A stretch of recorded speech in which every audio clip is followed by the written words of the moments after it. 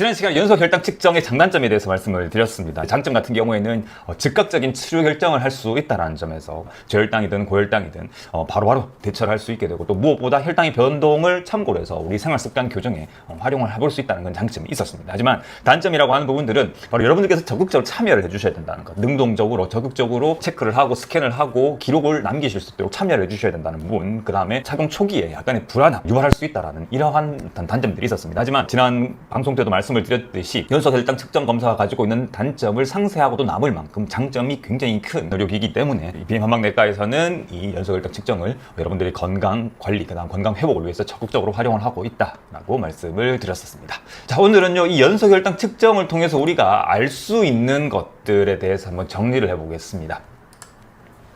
여러분들께서 2주 또는 길게는 한 달 이상 연속 혈당 측정을 하시게 되면 제가 결과지를 출력을 해서 드리기도 합니다. 그러면 그 결과지의 측면을 보시면 이거 비슷한 그림이 있을 건데, 지금 이 그림은 영어로 되어 있는데 여러분들이 받으시는 결과지는 이제 번역이 되어 있을 거예요. 이것들을 보고 이게 어떠한 내용들을 담고 있는가 궁금하시기도 하셨을 겁니다.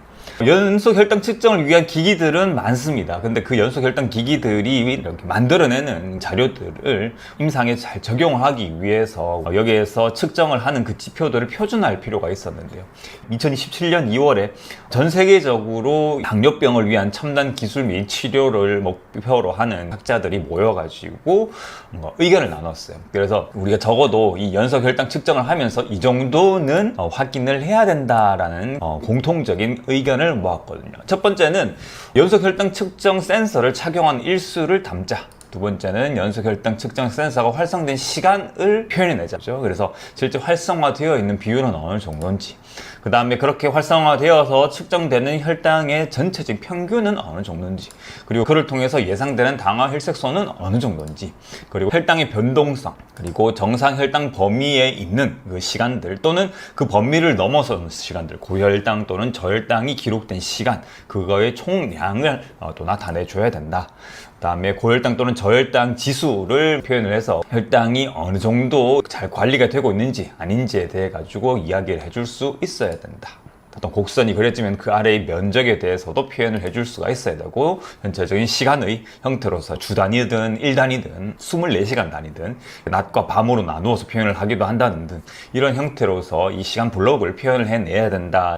이 각각 연속 혈당 측정을 통해서 알 수 있는 것들 중에 표준화해서 정의를 내렸거든요. 오늘은 우리가 연속 혈당 측정을 통해서 알 수 있는 이 지표들에 대해서 간략하게 한번 정리를 해봤고요.